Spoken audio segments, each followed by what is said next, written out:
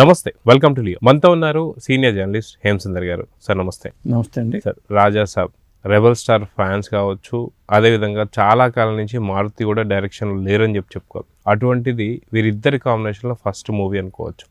అటువంటి cinema review ఏంటి అంటే ఏం చెప్తారు? అంటే మారుతి సాబ్ సినిమా, రాజాసాబ్ కాదు. రాజాసాబ్ కాదు. ఎందుకంటే మారుతి సాబ్ బోరం అన్నాడు మన వేదిక మీద. ఏదో రాజాసాబ్ కూర్చుంటే నేను మాట్లాడలేకపోతున్నాను, నా మాట రావట్లేదు అంటే ఆయన బోరం అన్నాడు. కాబట్టి ఆ విధంగా మరి ఆయన అపేక్షతోనే తీశాడు. ఇది 3 ఏళ్ల పాటు తీశారు సినిమా. భారీగా ఖర్చు పెట్టారు, విఎఫ్ఎక్స్ పరంగా ఖర్చు పెట్టారు. మరి ప్రభాస్కి 100 కోట్లు 150 కోట్లు పైచీలకు రెమ్యునరేషన్. మరి 3 హీరోయిన్లు.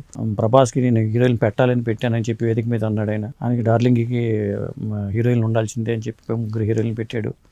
మరి జరీనా వహాబ్ని తీసుకొచ్చారు, సంజయ్ దత్ని తీసుకొచ్చారు, సముద్రకాన్ని తీసుకొచ్చారు. ఇలా పెద్ద గని ఉంది ఈ సినిమాలో. గన్లో మ్యాటర్ ఉందా లేదంటే ఏం చెప్తారు? గనిలో మ్యాటర్ విషయానికి వస్తే ఇది కథలోకి వెళ్దాం. ముందు మ్యాటర్ అంటే కథే కాబట్టి మీకు కావాల్సింది. ఇది ఒక నాయనమ్మ కథ. ఆయనమ్మ అల్జీమర్స్ ఉంటుంది, మతిమరుపు ఉంటుంది. భర్త వెళ్ళిపోతాడు, మీ తాతయ్యని తీసుకురమ్మని చెప్పి పోరు పడతా ఉంటుంది. అంటే సంజయ్ దత్ ఆ పాత్ర. ఆయన ఎందుకు వెళ్ళిపోయాడు, ఈ నాయనమ్మకి ఉన్న స్టోరీ ఏంటి అనేది తాతయ్య కోసం వెతుకుతుంటే అతనికి చాలా విషయాలు తెలుస్తాయి. తాత మంచోడు కాదు అనేది అతనికి అర్థమవుతుంది. తాత నాయనమ్మ సంపద దోచుకుని మంచి ఒక సంస్థానానికి అధిపతి ఆవిడ గంగాదేవి పాత్ర జరీనా వహాబ్ది.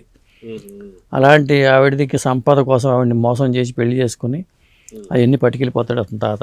ఆ తాత ఎక్కడికి వెళ్ళాడు, ఆ తాత విషయం అన్నీ బయటకు వస్తాయి తర్వాత. ఆ తాతని తీసుకురావడంలో ఏ మేరకు సఫలీకృతమయ్యాడు, ఈ ప్రయాణంలో అతనికి 3 హీరోయిన్లు ఎలా కనెక్ట్ అయ్యాడు, ఆ 3 హీరోయిన్లు ఎవరిని ప్రేమించాడు, చివరికి నానమ్మ కళ నెరవేర్చాడా లేదా ఈ మనోడు, ఇలాంటి అంశాలే ఈ సినిమా అండి.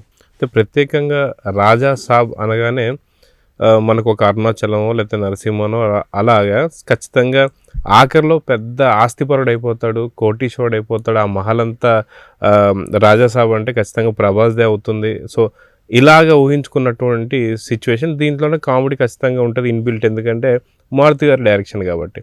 సో అలాంటి ఎక్స్పెక్టేషన్స్తో వెళ్ళాలా వద్దా అంటే ఏం చెప్తారు? ఇది కామెడీ హారర్ సినిమా. అంటే నేతి బీరకాయలో నెయ్యి ఎంత ఉందో ఇందులో కామెడీ ఎంత ఉంటుంది, నేతి బీరకాయలో నెయ్యి ఎంత ఉందో ఇందులో హారర్ అంత ఉంటుంది. కాబట్టి ఇది ఒక ఎగ్జార్సిస్ట్ లేకపోతే ఈవిల్ డెడ్ అనుకుని మనం వెళ్తే ప్రేక్షకుడు డెడ్ అవుతాడు. కాబట్టి అంత ఎక్స్పెక్టేషన్స్ పెట్టుకోకుండా ఈ సినిమాను చూస్తే ప్రభాస్ 1 మ్యాన్ షోగా మిగులుద్ది.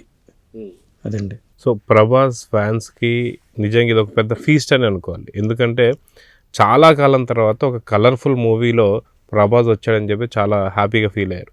గతంలో అప్పుడెప్పుడో రాధాశ్యామ్ వచ్చినా అంత ఆశించిన ఫలితాలు అయితే దక్కలేదు. దాని తర్వాత అంతా కూడా డార్క్ మోడ్ మూవీసే తీసుకుంటూ వస్తున్నారు ప్రభాస్ గారు. సో ఇంత కలర్ఫుల్గా ఇంత గ్లామర్గా కనిపించినటువంటి ప్రభాస్ నిజంగా ఎలాంటి ఎక్స్పెక్ట్ చేయొచ్చు ఈ సినిమా నుంచి అంటే ఏం చెప్తారు? అంటే ప్రభాస్ వరకు 100% న్యాయం చేశాడు. కాకపోతే ఆయన వాయిస్ ఇది వరకట్లాగా వాయిస్ ఉండట్లేదండి. కాస్త జీరో వస్తుంది, కాస్త బొంగురుగా ఉంటుంది. ఏతో పాత వాయిస్ని మిక్స్ చేసుకుని ఏతో ఒక వాయిస్ క్రియేట్ చేసి పెట్టుకున్నా బాగుంటుంది అనిపిస్తుంది. ఎందుకంటే అతను ఉండే ల్యాంగ్వేజ్కిను ఈ వాయిస్కి మిక్స్ సరిపోవట్లా, తేడా కొడుతుంది. అదొకటి కరెక్ట్ చేసుకుంటే బెటర్ అనిపిస్తుంది. మరి ఇది వాళ్ళు డబ్బింగ్ చెప్పినప్పుడు వాళ్ళు గమనించలో తెలియదు, కానీ మనకి కల్కి సినిమా చూసినా కానీ అది కొంత కనిపిస్తూ ఉంటుంది. మన వాయిస్తో మార్చుకునే ఫెసిలిటీస్ ఉన్నప్పుడు కొంత వాయిస్ని యంగ్ వాయిస్ లాగా ఏజ్ తగ్గట్టుగా వాయిస్ మార్చుకుని సరిపోతుంది. ఇంకోటి ఏంటంటే ప్రభాస్ మన గెటప్లు చూసాం, ఒక చైర్లో కూర్చొని వృద్ధ గెటప్. ఆ గెటప్పే సినిమాలో కనిపించలేదు మనకి, అసలు గెటప్పే లేదు. ఏదో ఫైట్ సీన్ కూడా ఉంటుంది అని చెప్పేసి మనకి ట్రైలర్లో కూడా చూపించారు. అంటే దానికి సంబంధించిన ట్విస్ట్ చివరిలో ఉంటుంది.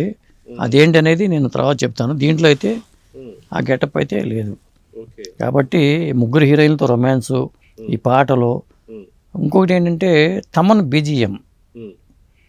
ఆయన ఇరదీసిన అనుకుంటున్నారు కానండి, మనకి ఒక కథలో దమ్ముంటే మనకి ఎంత బీజిఎం కొట్టినా అది సరిపోతుంది. లేనప్పుడు ఇరిటేషన్ వస్తుంది. ఆ మ్యూజిక్తో ఏమో వెళ్ళిపోదావరా బాబు అనే పరిస్థితి తేవకూడదు. కథతో పాటు ట్రావెల్ అయ్యే బీజిఎం కానీ లేకపోతే ఏదైనా కానీ మనం ఇన్వాల్వ్ అవుతాం. పాటల పరంగా అదే ఉంటుంది. లాస్ట్లో పాట హిందీ పాట, అది పెద్ద హిట్ సాంగ్, అది రీమిక్స్ లాగా పెట్టుకున్నారు. అదైతే బ్రహ్మాండంగా ఉంది పాట. మిగతా పాటలు కూడా సోసోగానే ఉన్నాయి కానీ తప్పితే వేరే ఏమీ లేవు. మరి సత్య కామెడీ పండిందా అంటే అది లేదు, సప్తగిరి కామెడీ పండిందా అంటే అది లేదు, మరి ప్రభాస్ పరంగా కామెడీ చేయించారంటే అది లేదు. మరి మారుతి సాబు ఏ మేరకు సఫలీకృతం అయ్యాడు అంటే డైరెక్షన్ పరంగా స్క్రీన్ ప్లే పరంగా అక్కడక్కడ తడబడినట్టుగా మనకు అనిపిస్తుంది. ఫస్ట్ హాఫ్లో ఇంటర్వెల్ ముందు సన్నివేశం, సెకండ్ హాఫ్లో క్లైమాక్స్, ఈ రెండింటి కోసం మన సినిమాకి వెళ్ళాలి. అదండి. సో వాస్తవానికి మారుతి గారు ఈ రోజుల్లో బస్ స్టాప్, ప్రేమ కథ చిత్రం ఇలాంటి చాలా సినిమాలు తీసుకుంటూ వచ్చారు. కానీ ప్రతి సినిమాలో కామెడీ అక్కడ మిస్ అవ్వదు. కానీ ఈసారి మారుతి గారిలో ఉన్న మెయిన్ ఎలిమెంటే కామెడీ అయితే కామెడీ మిస్ అయింది అన్నట్టు టాక్ వినిపిస్తుంది. ఏమంటారు? అంటే రాజాసాబ్తో సినిమా చేస్తామని ఒత్తిడి ఫీల్ అయి ఉండొచ్చు. మనం చేసేది మామూలు హీరో కాదు, రాజాసాబ్ పాన్ ఇండియా హీరో. ఈ తరహా మనసులో పనిచేస్తూ ఉంటుంది ఇప్పుడు కూడా. మరీ ఎక్కువ ఆలోచించిన ప్రమాదకరమే. అందుకనే తన ఏంటో తన ఏదో చూపించదలుచుకుని అట్ట వెళ్ళిపోతే బాగుండేది. ప్రేక్షకుల అంచనా తగ్గట్టుగా సినిమాని తీయాలి. మనకి ఎప్పుడెప్పుడు ఆయన బోరం అన్నాడు కదా పాపం వేదిక మీద. కాబట్టి ప్రభాస్ని దృష్టిలో పెట్టుకుని ఆయనకి ఎక్కువ ఒత్తిడికి లోనయ్యి సినిమాని చేసినట్టుగా మనకు అనిపిస్తుంది. ఎలివేట్ చేయాలి, హీరోని ఎలివేట్ చేయాలి, జనాలు చప్పట్లు కొట్టాలి, విఎఫ్ఎక్స్ అదిరిపోవాలి, నా భూతో నా భవిష్యత్తు అనేలాగా ఈ సినిమా ఉండాలి. ఇలాంటివన్నీ వచ్చేస్తాయండి. ఒక స్టార్ హీరోని ఒక పెన్ హీరోతో ఒక కొత్త డైరెక్టర్లు కానీ లేదా పాన్ ఇండియా కాని దర్శకులు కానీ అవకాశం ఇస్తే ఈ తరహాలో ఆలోచన చేస్తారు వాళ్ళు. ఇది కొంత ఇబ్బందికరం అనిపిస్తూ ఉంటుంది. ఈ సినిమాకి కొంత డ్రాబ్యాక్ అక్కడే జరిగిందేమో అనిపిస్తుంది నాకు. సో ఓవరాల్గా తెలుగులో మనం ప్రభాస్ అంటే ఏంటో తెలుసు, మారుతి గారు అంటే ఏంటో తెలుసు, మారుతి గారి కామెడీ ఏంటో తెలుసు, ప్రభాస్ గారి హీరోయిజం ఏంటో తెలుసు. అదేవిధంగా పాన్ ఇండియా రేంజ్లో ఈ సినిమా ఎలా ఉండదు అంటే మన ఎక్స్పెక్టేషన్స్ వేరు ఉండొచ్చేమో కానీ పాన్ ఇండియా రేంజ్లో ఏమన్నా సరే సఫలీకృతం అయ్యే అవకాశం ఉంటుందా అంటే ఏం చెప్తారు? అంటే ఇక్కడ ఒకటండి, జననాయకన్ సినిమా రావాలి, అది రాలేదు, దీనికి ఎంతో ప్లస్ అవ్వాలి. మరి ప్రీమియర్ షోలు ఒకసారి మనం చాలా మేలు చేకూరుస్తుంది అనుకుంటాం, కానీ టికెట్ రేట్ వాళ్ళు పెంచకుండానే ఇక్కడ అవకాశం ఇవ్వాలి తెలంగాణ గవర్నమెంట్. కానీ చాలా గందరగోళం నెలకొంది. రాత్రి టికెట్ల కోసం విపరీతమైన తొక్కిసలాట్లు అది జరిగింది. తెల్లారేటప్పటికి థియేటర్ల దగ్గర బుక్ మై షోలో చక్కగా ఫ్రీగా టికెట్లు దొరుకుతున్నాయి. అంటే ప్రీమియర్ షో వల్ల మంచి కన్నా చెడు ఎక్కువ జరుగుతుంది అంటానికి ఈ ఉదాహరణ చెప్పొచ్చు. టాక్ స్ప్రెడ్ అయిపోయి సినిమాకి హైప్ పోగొట్టేసిందని చెప్పొచ్చు. అది జరిగింది. సో ఓవరాల్గా ఈ సినిమా గురించి చెప్పాలంటే ఒక మాటలో మీరు ఏం చెప్తారు? ఇప్పుడు అదే చెప్పేది, రాజాసాబు వర్సెస్ మారుతి సాబు. మరి ఎవరు నెగ్గారు ఎవరు తగ్గారు అనేది ప్రేక్షకులే నిర్ణయించాలి. ఈ సినిమా మ్యూజిక్ గురించి చెప్పాలంటే ఏం చెప్తారు? అదేనండి, ఇప్పుడు మ్యూజిక్ పరంగా ఏం చేస్తున్నారంటే హెవీ మ్యూజిక్ మనకి గందరగోళంగా కొట్టేస్తుంటే థియేటర్లో మనకి అసలు ఉండాలా వెళ్ళిపోవాలి అనేలాగా రికార్డింగ్ ఉండకూడదండి. బీజిఎం అనేది ఆ స్థాయిలో ఎక్కువ మోతాదు మించినా ప్రమాదకరం అనేది అర్థమవుతుంది. మోతాదు మించకూడదు. మనం థియేటర్లో కూర్చుంటే గుండెలు ఎదిరిపోయేలా మ్యూజిక్ కొడితే కథలోకి ఏమి ట్రావెల్ అవుతాము, ఎలా ట్రావెల్ అవుతాం? మ్యూజిక్ పరంగా ఆయన న్యాయం చేసేదని ఆయన అనుకోవచ్చు, కానీ మన నాలాంటి యూత్కి అయితే అది ఎక్కట్లేదు. మీలాంటి ముసలాడికైతే ఏమన్నా ఇది అవుద్దేమో తెలియదు, కానీ మరి అదే అండి. ఈ సినిమాలో ఉండే ఒక్క హీరోయిన్ కాకుండా ముగ్గురు హీరోయిన్స్ వల్ల కథకి యాప్ట్ అయ్యారా లేదంటే ఏం చెప్తారు? అంటే ముగ్గురు హీరోయిన్స్తో రొమాన్స్ చేసినట్టుగా మనకు అనిపిస్తుంది. ఎవరితో రొమాన్స్ చేస్తే మనకెందుకు, కానీ సినిమా మనకి ఏ మేరకు మనం డబ్బులు పే చేసిన దానికి ఎంత మేరకు ఫలితాన్ని ఇచ్చింది అనేది ఇక్కడ కీలకం. మరి విఎఫ్ఎక్స్ వర్క్ పరంగా పీపుల్స్ మీడియా ఫ్యాక్టరీ వాళ్ళు ఎక్కడ రాజీ పడకుండా చేస్తారు కాబట్టి అనేది కనిపిస్తుంది స్క్రీన్ మీద. మరి కథాపరంగా ప్రభాస్ యాంగ్ లుక్లో బాగానే కనిపించాడు. వన్ మ్యాన్ షోలాగా సినిమా తీసుకెళ్ళాడు. విలనిజం అనేది ఎలివేట్ కాల, ఏదో దెయ్యంతో పోరాటం హీరోకి. ప్రభాస్ లాంటి హీరో ఎవరితో ఫైట్ చేయాలి? చాలా పవర్ఫుల్ శక్తులతో ఫైట్ చేయాలి. బూడిదగా మిగిలిపోయిన దెయ్యంతో ఈయన ఫైట్ చేయటం అనేది ఒకటి ఇబ్బందికరంగా అనిపించింది. ఓవరాల్గా ఈ సినిమాకి సంబంధించి పాజిటివ్స్ ఏంటి, నెగిటివ్స్ ఏంటి అంటే ఏం చెప్తారు? స్క్రీన్ ప్లే మైనస్ అండి, ఎడిటింగ్ మైనస్, నిడివ్ మైనస్. ఇప్పుడు 3 గంటల 10 నిమిషాలు నిడివితో సినిమా ఉందంటే ఇవి మైనస్ అంశాలు. హీరోయిన్ల పరంగా కూడా ప్రభాస్కి ఆ బాడీకి తగ్గట్టుగా హీరోయిన్లు ఉంటే బాగుండేది అనిపించింది. కొంచెం గ్లామర్ ఉన్న హీరోయిన్లు ముగ్గురు పెట్టక్కల ఒకళ్ళు పెట్టినా సరిపోయేది. ముగ్గురు హీరోయిన్లు అసలు అనవసరం కూడా ఈ సినిమాకి, ఈ కథకి. అలా మరి ఒక పక్కనేమో మనకి అరుంధతి గుర్తొస్తుంది, జరీనా వహాబ్ గారిని చూసుకుంటే. ఆ యంగ్ లోక్లో వేరే మన హీరోయిన్ పెట్టారు.